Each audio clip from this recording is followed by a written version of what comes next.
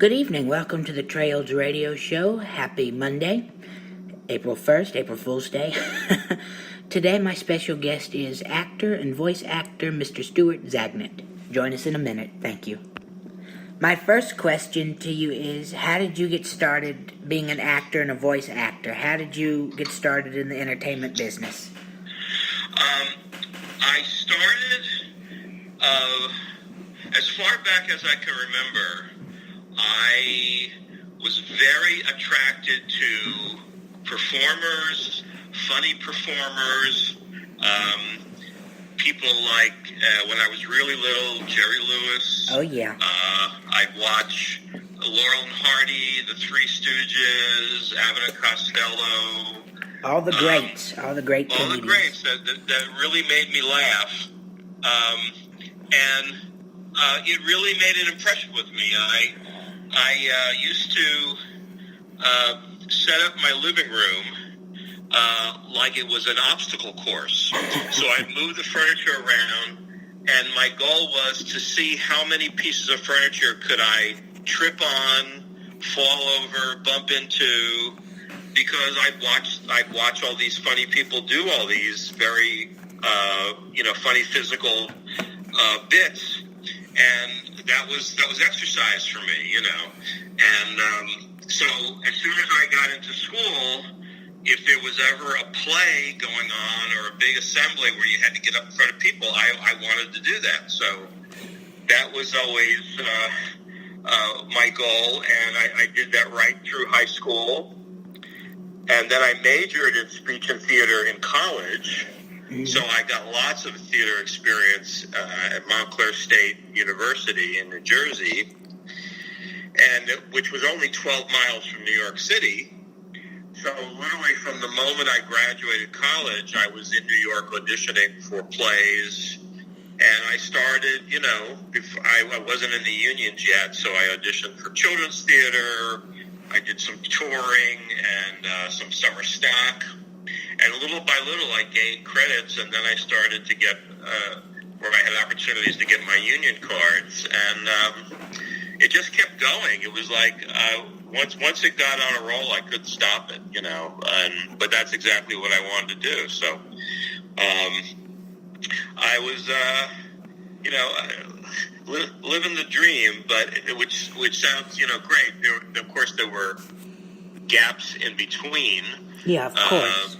Yeah. But I continued, and then I was in New York for a few years, and I had a good friend of mine who used to be an actor, but then he decided he wanted to make a real living, so he got his law degree and he became an attorney.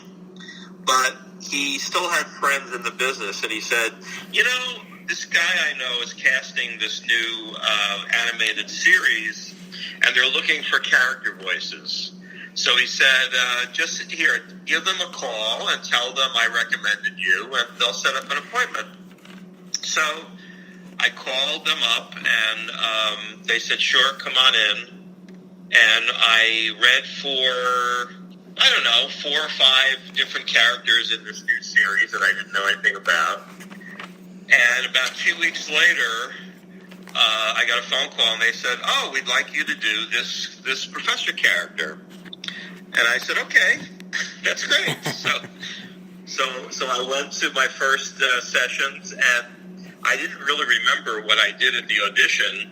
So then they would play back my audition tape to remind me of the voice that I used. Mm-hmm. And for the first couple of recording sessions, that's what they would do. They would play back my audition tape, and that would sort of put it back in my mind because I wasn't quite sure what I was doing. And then it got so second nature to me that I could do it in my sleep. So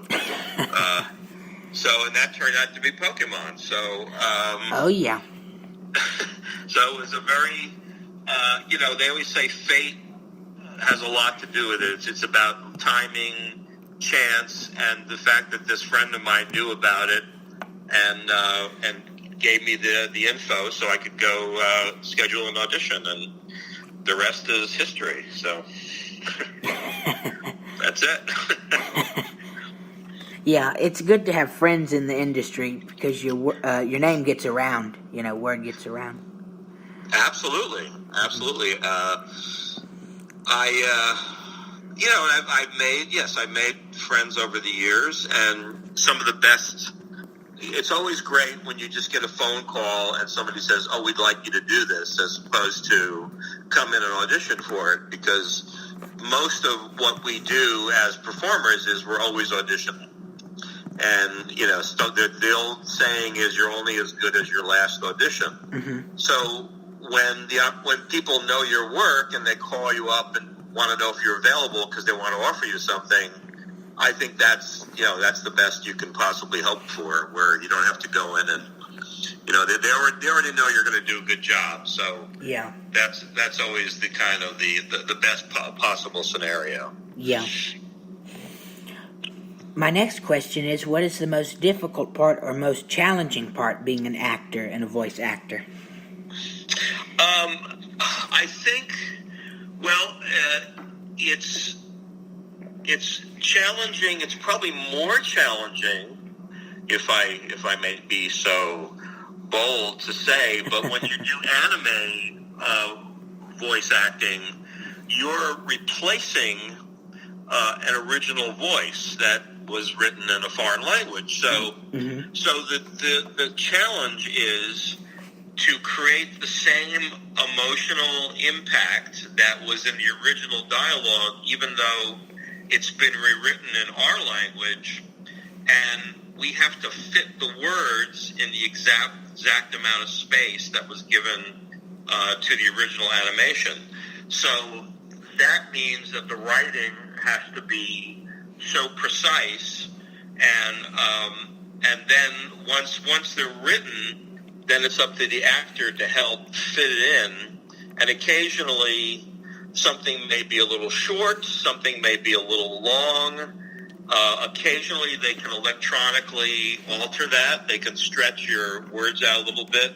But most of the time, I would say that's what we do. We wind up, that's why you can always do another take, because you can say, oh, I can do that same line, I can deliver it just a second or a half second faster. Yeah. And I think over the years, it just got easier to do that for me. I wasn't nervous about it anymore, and I'd say, oh yeah, I could do that. Or I would see a sentence, and if we were just a bit short, I could say, well, maybe I could just modify my sentence by one word, and that one little word might make the difference too. So sometimes your instincts would kick in, and I'd say it started out as am I going to be able to do this? And then it's like, oh, I can do this. We just have to finesse it.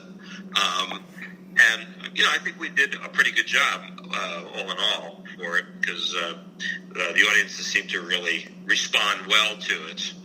But also, it's also to be credited with good script writers doing the English translations, good directors, and also good technicians too, because one thing they can do is they can take the air out of a sentence, because sometimes we naturally will put in an or we'll take an extra breath, and it's amazing how a good studio technician can eliminate those things and make them fit. So we all work.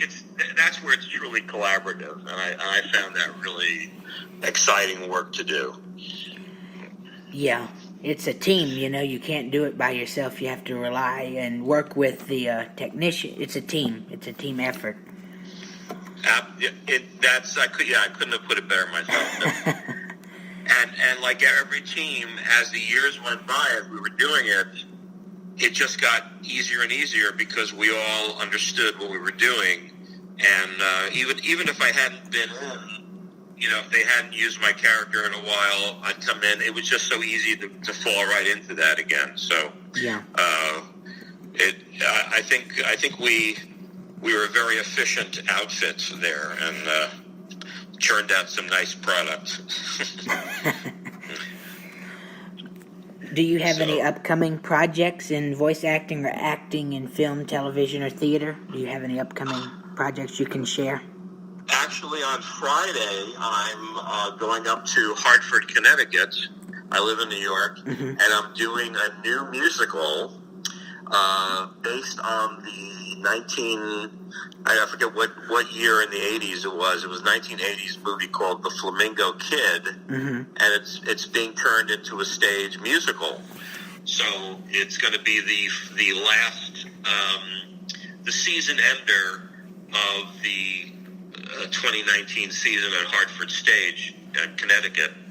So I'll be working on that from Friday. As we start rehearsals on Friday, we start performing May 9th, and I think the show runs till June 16th. So, oh, wow. So I'll be busy for the next couple of months. So, which is, it's always exciting to work on a new piece. Yeah. I think that's sometimes the best. Where shows evolve a lot, theater, because that's also a big collaborative experience. So a lot of things will start one way, and then they'll see how it plays, and it might change into something totally different. So the thing is, just go along for the ride. I mean, yeah. In the past, I've worked on two musicals from the very early stages. One was Seussical the musical, and the other one was the Wild Party. And it's just amazing to see where shows, how they grow and develop as you're working on them. So in a way, it's more fun than just doing a show that's already opened and running, because then it's already a formula. So then you're just fitting into the form that's already been set. But when you're working on it from the beginning, a lot of things change, and that to me is very exciting as an actor. Yeah.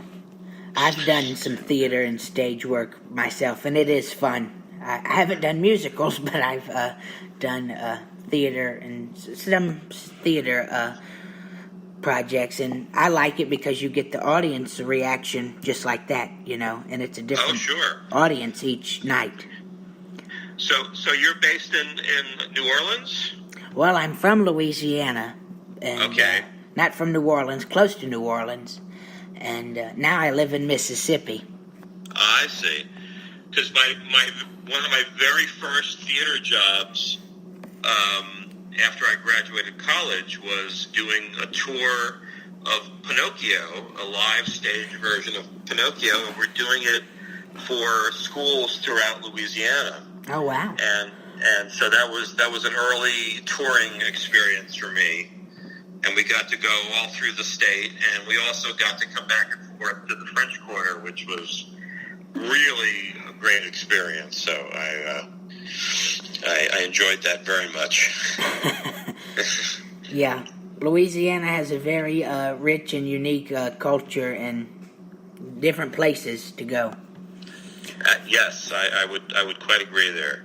And the food's pretty amazing too. Oh yeah. That's right. Have you done film and television work also besides theater and voice acting? Yes, I did my share of TV commercials. In about 10, maybe a little more than 10 years ago, I had a Trident gum commercial. Mm-hmm. They had a campaign which is 4 out of 5 dentists recommend Trident. What's with the 5th dentist? And so something would always go wrong that caused something to happen. So the one I was doing, there was a long table with 5 dentists. We were all in our dentist smocks, and we had a button. We had a little thing in front of us that said yes, no, and we're voting. The 4 out of 5 dentists are voting, and I'm number 4. So as the dentists are starting to vote, there's a fly that goes into the studio, and it's buzzing around, and I think I'm the only one that noticed the fly. And it lands on the forehead of dentist number 5. So before he can push the buzzer, I pick my clipboard up because I'm just more concentrating on the fly, and I whack him in the forehead to kill the